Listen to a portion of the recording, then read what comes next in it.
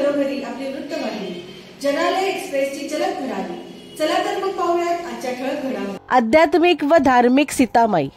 सीतामाई यांना दिल्लीत डॉक्टरेट पुरस्कार जाहीर। संपादक सुभाष पटनायक यांनी माईची घेतलेली खास मुलाखत भाग 2।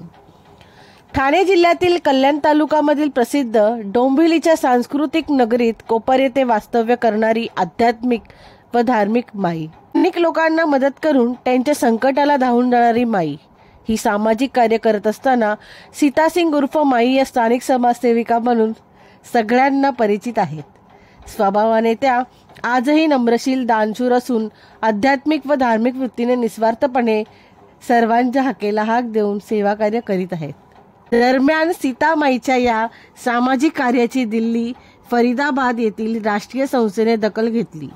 या संस्थेच्या निवड समितीवरील पूजा यादव व संस्थेचे चेअरमॅन चंद्रपाल यादव यांनी माईंना समाजसेवेबद्दल मानस डॉक्टरेट पदवी जाहीर करून येत्या 10 जानेवारीला दिल्लीच्या एका कार्यक्रमात विशेष सन्मान करण्यात येणार असे डॉक्टर सुरेश ओगले यांनी सांगितले। गेल्या 15 ते 20 वर्षापासून माई आपल्या परिसरात दुर्गादेवी व कालीमाताची भक्ती करून आध्यात्मिक ज्ञानाची त्यांच्या जीवनात भर घालीत आहेत। तसेच आदिशक्ती महिला मंडळाच्या अंतर्गत स्थानिक लोकांची समाजसेवा आणि सामाजिक कार्यातून निस्वार्थ सेवा कार्य करीत आहेत। गरजू, पीडित, अपंग, निराधार महिला, आजारी रुग्ण अशा त्रासलेल्या व्यक्तींना आपल्या आध्यात्मिक सामर्थ्य शक्तीने वेळोवेळी सहकार्य करून त्यांना चांगले आरोग्य देत आहेत। तसेच त्यांच्या कुटुंबावर आलेल्या संकटातून त्यांना मार्ग दाखवी संकटातून मुक्त करण्याचा माईंनी ध्यास घेतला आहे। अशा आध्यात्मिक व धार्मिक गुरुवर्य सीतामाई व त्यांचे सहकारी राहुल बाबा यांच्या सहयोगाने अनेक लोकांना त्यांच्या अद्भुत दैवी शक्तीने योग्य मार्गदर्शन करीत आहेत। और आपको क्या लगता है,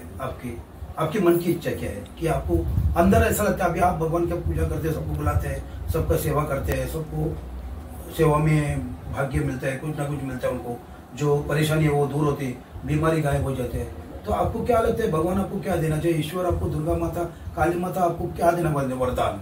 नहीं, मेरे को माँ ने सब दिया।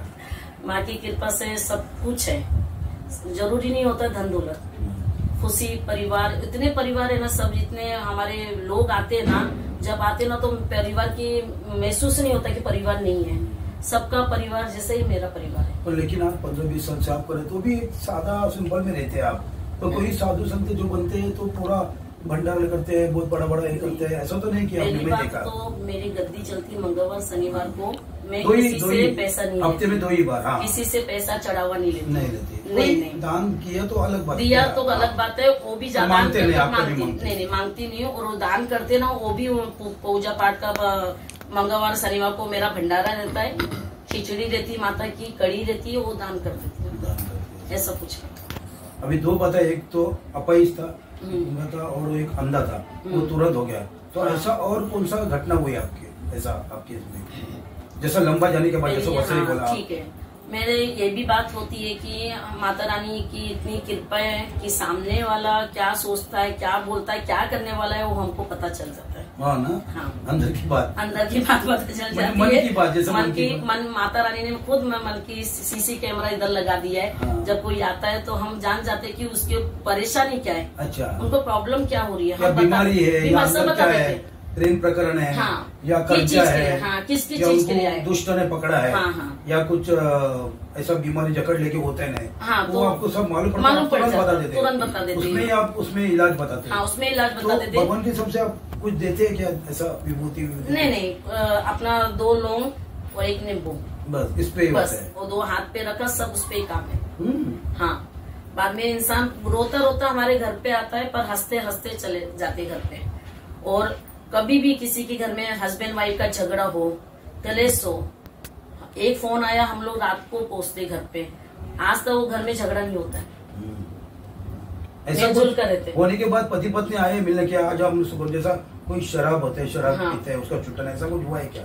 हाँ, हुआ है ना, हुआ है, जो नशा रहता है, तो डोंबिवली का केस है। हाँ। कि मतलब बहुत ऐसा केस है कि जब दारू नहीं छोड़ रहे, पत्नी को मार रहे, पीट रहे, रात के 1-2 बजे फोन आया, हम लोग दोनों 1-2 बजे हम लोग उनके घर गए, उनको समझाया, आपके साथ? हाँ, साथ में रहते, जेल से साथ में रहते, जाके उधर किए, हाँ, उधर बताया, उनको समझाया, उनको बताया कि उन दोनों को बैठकर इतना समझाया कि दोनों से घर चलता है, और पति है तो पत्नी है, पत्नी है तो पति है, बरोबर, और मिलजुल कर काम करेंगे। रात को हमने 4 बजे तक मीटिंग की, और आज भी मैं वो घर बता सकती हूँ कि आज वो आदमी दारू नहीं पी रहा, 20,000 25,000 की नौकरी पे है।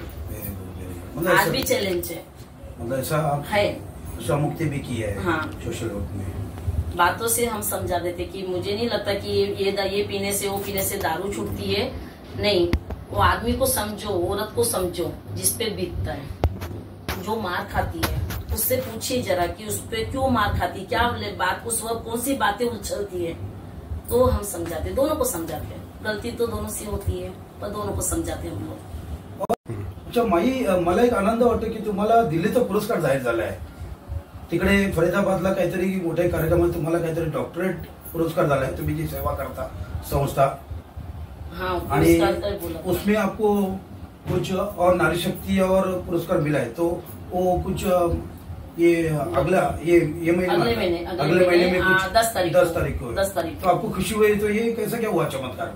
ये ऐसा चमत्कार हुआ तो पहली बात तो अवार्ड क्या होता है, पुरस्कार क्या होता है, कभी लिया नहीं आपने? कभी नहीं, जीवन में कभी सेवा की है, पर सेवा की जो पुरस्कार का इच्छा नहीं पकड़ा, कभी नहीं। और दिल भाव से सेवा की, और सबके साथ झोपड़पट्टी में बैठना, उनके साथ बैठकर खाना खाना, ये की, पर ये नहीं सोचा था कि मुझे अवार्ड मिलेगा या कोई पुरस्कार होता है। बराबर, सेवा करने से ये सब योग आते हैं, योग से। अभी डॉक्टरेट बोलते छोटा पद नहीं, बहुत बड़ा है, बहुत बड़ा, ये मानस डिग्री है।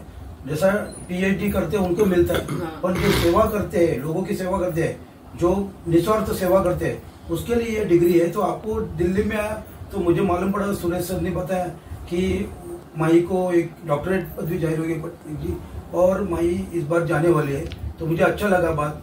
तो आपका बहुत बड़ा होता सरकार, हर राज्य के लोग वहाँ पे आने वाले हैं, तो आपका ये क्षण कैसा रहेगा आपके लिए? मेरे लिए तो इतनी खुशी है, तो मुझे तो ऐसा लग रहा है कि सुरेश सर ने एक चिट्ठी लिखी है मेरे नसीब का, जो अवार्ड मिलने वाला, वो माता रानी के आगे रख दी। और जब मुझे ये बात पता चला तो मैं तो इतनी खुश हो गई कि ये क्या होता है। और ऐसे ही वेश में आना चाहिए आप, मेरे ख्याल से। हाँ। जो आप वेश है आपका जो आध्यात्मिक, कैसा लगता है आपको? आध्यात्मिक जाएगी या सिंपल जाएगा? नहीं, जो मेरा पोशाक है, जो मेरा रूप है, मैं वही, क्योंकि वहाँ पे साधु संत भी आते हैं, बड़े बड़े लोग आते हैं, जो मेरा रूप है जो ऐसा दाढ़ी बिड़ी बढ़ा के आते कोई साधु, उनको ही पड़ा, और वो एकदम छक्का। और दूसरी बात, आपको वहाँ पे स्पीच करना पड़ेगा, तो आप बात कर सकते हैं वहाँ पे हिंदी में कुछ सब संदेश दे सकते हैं। जो हम दिल से भाव से करते हैं, जो दिल से भाव से हम करते हैं ना, उसको पढ़ने लिखने की जरूरत ही नहीं रहती कि वहाँ पे जैसा भी वहाँ कोशिश करूंगी कि हाँ, पर बोलने के दो शब्द बोलने की कोशिश जो आपके अंदर है वो लोगों को बताना चाहिए। हर राज्य के लोग आते हैं, तो वहाँ पे आप स्पीच करके बताएंगे तो लोगों को मालूम पड़ेगा, और भविष्य में आपको ये पहला पुरस्कार ऐसा समझ के और पुरस्कार बढ़ते जाए, ऐसे मेरी शुभकामना है। और आपका दिन अच्छा हो, आपको माता रानी, आपकी दुर्गा माता और आपकी काली माता आपके साथ रहे, यही मैं ईश्वर से प्रार्थना करता हूँ।